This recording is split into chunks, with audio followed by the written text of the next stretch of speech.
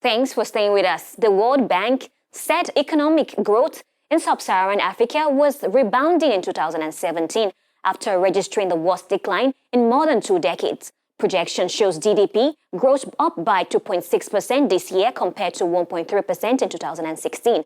Claire Muthunji and Ruth Lago with the details. Sub-Saharan Africa's growth is showing signs of recovery this year after a tumultuous period in 2016.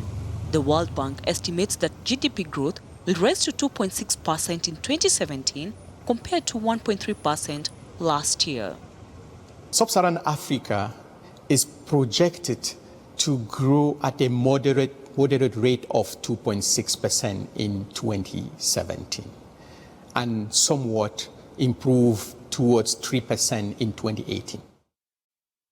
This timid recovery is certainly better than the 1.6% we had in 2016, the lowest in a decade, but it's still below population growth in Africa.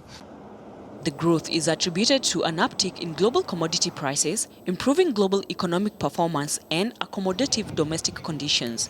The effect, however, warned that growing protectionism in the West could pose a risk for sub-Saharan African economies, but could also present opportunities for the continent to be self-sufficient, while his counterpart at the bank stressed the need for African countries to undertake necessary reforms to boost investment. One of the challenges for the region is to be able to boost investment, both public investment and private investment. And we are making a case that public investment needs to increase in Africa because of the vast development needs of the region. But public investment will not be sufficient to meet these investment needs, and we need to crowd in private investment. The bank singled out 7 countries, namely Ivory Coast, Ethiopia, Kenya, Mali, Rwanda, Senegal, and Tanzania, which have continued to exhibit economic resilience supported by domestic demand, posting annual growth rates of above 5.4% in the last 2 years.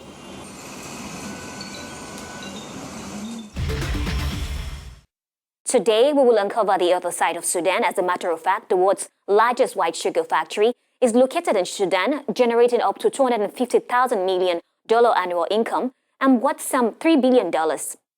Here is the inside story. Kenana Sugar Company is Africa's leading agro-industrial complex and the world's largest producer of white sugar. The firm is not only investing in sugar production, but also in food and energy. The company operates a cane farm spanning 105,000 acres with a production output of about 400,000 metric tons of sugar annually, targeting both the local and export markets.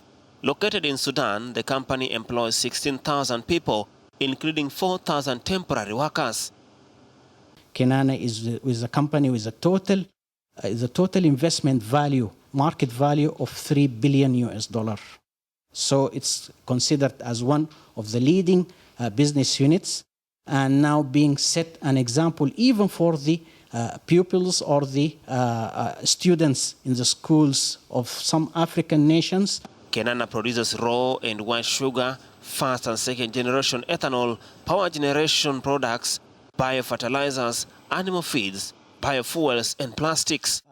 With the added benefit of creating carbon credits, it is hoped that this will increase the company's competitiveness in terms of environmental sustainability as well as market potential over the next decade. The company being diversified into other products by utilizing the other byproducts of the cane, which is the molasses and the bagasse, and those being used for the cogeneration and by producing the power and electricity with a total capacity of 87 megawatt per hour. On the top of the company's to-do list is the modernization of its sugar plant, making it a top-notch installation that will improve and increase its sugar production whilst also decreasing operation costs. This is what we know how to do best, bringing the very latest update from the world of business from a Pan-African perspective. Thank you for watching. Let's get interactive. We would like to hear from you via the social media platform on Twitter @AfolakeG and on Facebook @Afolake Oyiloye. World.